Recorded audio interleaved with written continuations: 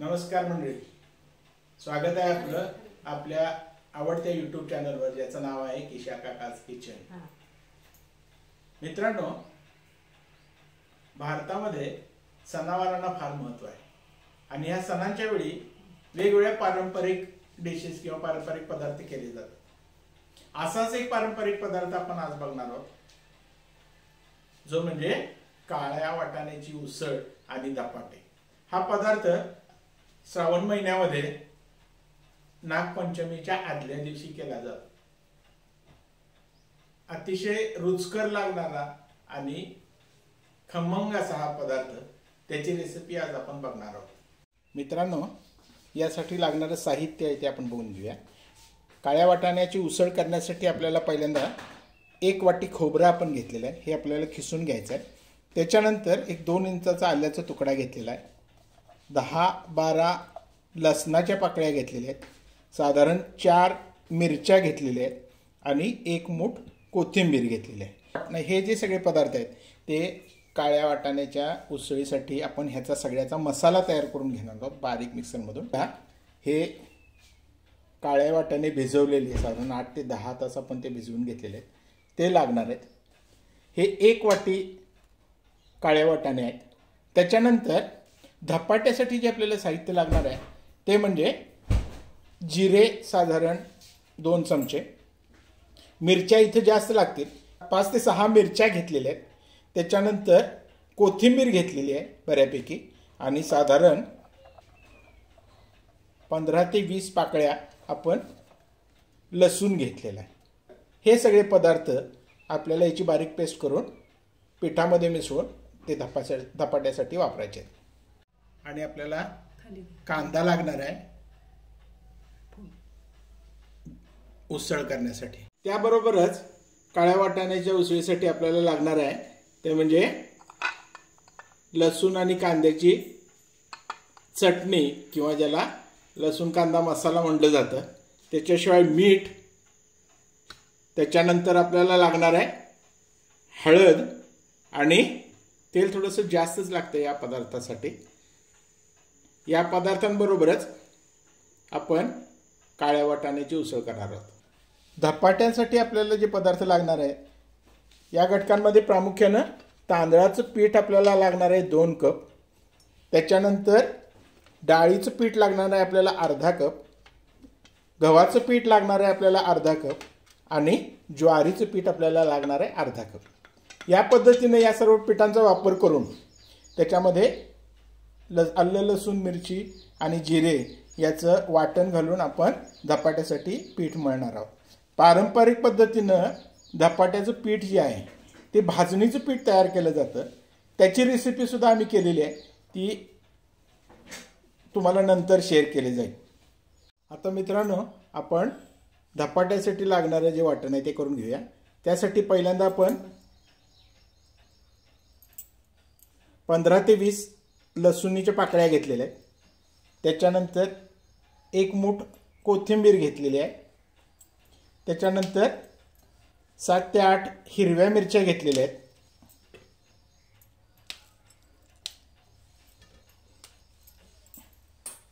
त्याच्यामध्ये आपण 2 चमचे जिरे घालून त्याचं बारीक वाटण करून घेऊ। त्या वाटणाचा वापर आपल्याला धपाटे करण्यासाठी करायचा आहे।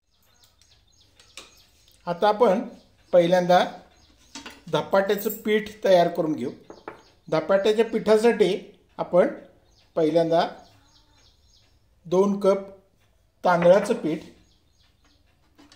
अर्धा कप डाळीचं पीठ, अर्धा कप गव्हाचं पीठ आणि अर्धा कप ज्वारीचं पीठ याच्यामध्ये घेऊया। त्यामध्येच गरजेनुसार मीठ घालून घेऊ। त्यानंतर यामध्ये आपण जिरे, लसूण, मिरची, कोथिंबीरचं जे वाटण केलं होतं ते वाटण घालून घेऊ आणि ते वाटण जे आहे ते वाटण घालून आवश्यकतेनुसार पाणी घालून धपाट्यासाठी लागणारं पीठ मळून घेऊ.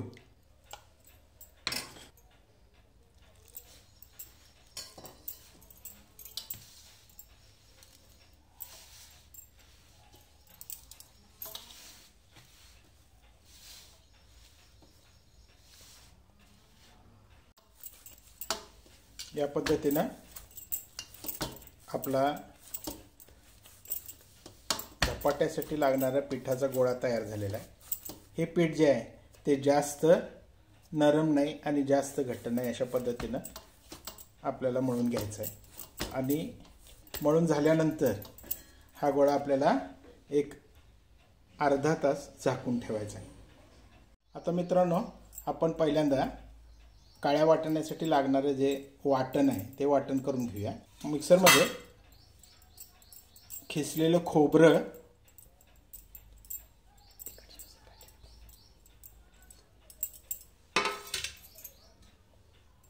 त्यानंतर 8-10 लसूण पाकळ्या, मिरची,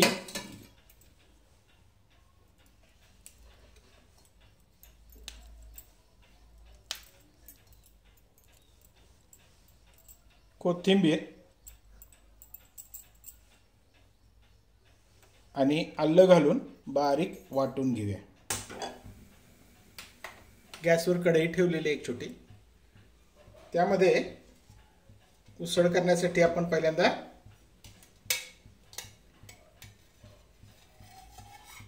चार पळ्या तेल घालून घेणार आहोत.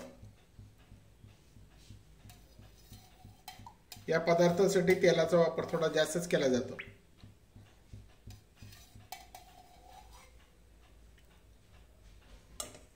आता आपलं तेल गरम झालेलं आहे चांगलं. त्या तेलामध्ये आपण 2 बारीक चिरलेले कांदे टाकून घेणार आहोत आणि हे कांदे मंद आचेवर गुलाबी रंगाचे होईपर्यंत परतून घ्यायचे. आता आपला कांदा गुलाबी रंगापर्यंत परतत आलेला आहे. अजून थोडा वेळ आपण भाजून घेऊ आणि त्याच्यामध्ये वाटून घेतलेला मसाला घालून घेऊ. आता मित्रांनो, ह्याच्यामध्ये आपण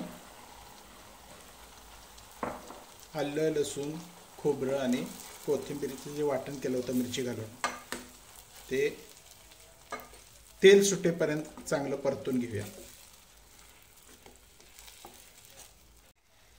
आता इथं तेल सुटायला सुरुवात झालेली आहे मसाल्याला. आपण आणि थोडा वेळ हा मसाला भाजून घेऊ. ह्याच्यामध्ये आता आपण हळद टाकून घेऊ.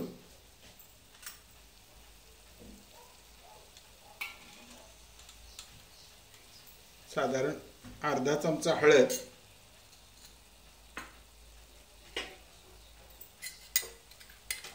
चवीनुसार मीठ आणि 4 चमचे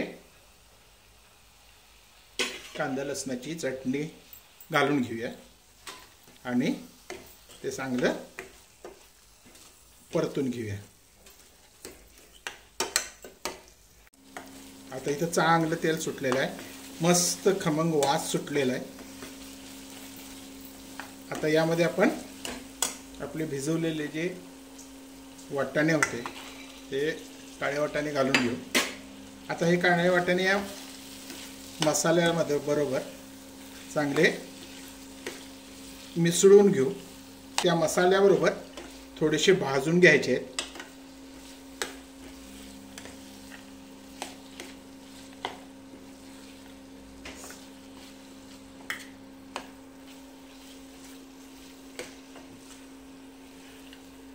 आता हे वाटून झालेले आहेत चांगले. आता त्याच्यावर आपण झाकण घालून थोडा वेळ वाफवून घेऊया. त्याच्यावरती झाकण ठेवून आपण थोडा वेळ वाफवून घेऊया. आता इथं चांगली वाफ आलेली आहे. त्यामध्ये गरजेनुसार गरम पाणी घालून आपण आपल्याला किती दाट पाहिजे त्यानुसार गरम पाणी घालून ही उसळ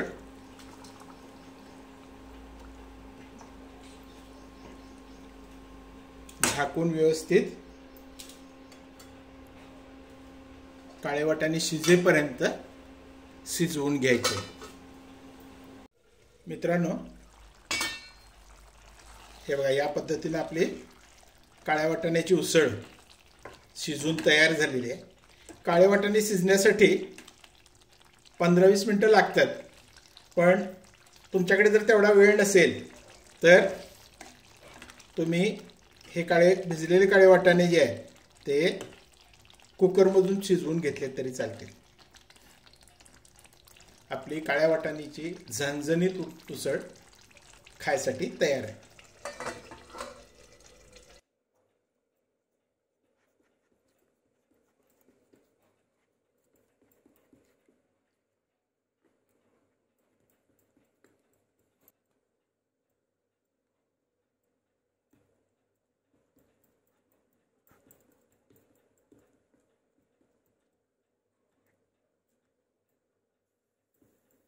धपाटा असा व्यवस्थित हव्या त्या आकारात, हव्या त्या साईजमध्ये आपण पसरून घ्यायचा आहे, थापून घ्यायचा आहे।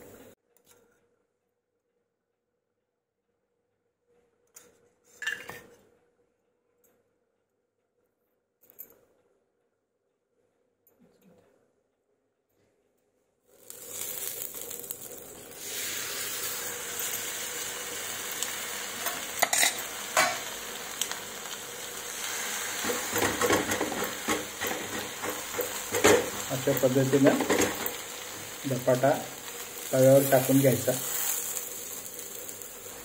त्याच्यावर थोडं पाणी आणि तेल टाकून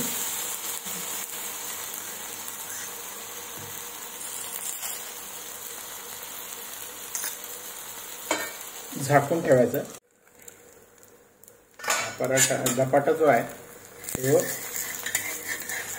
तो एका बाजूने भाजून झालेला आहे, तर दुसऱ्या बाजूनेही आपण भाजून घेऊया।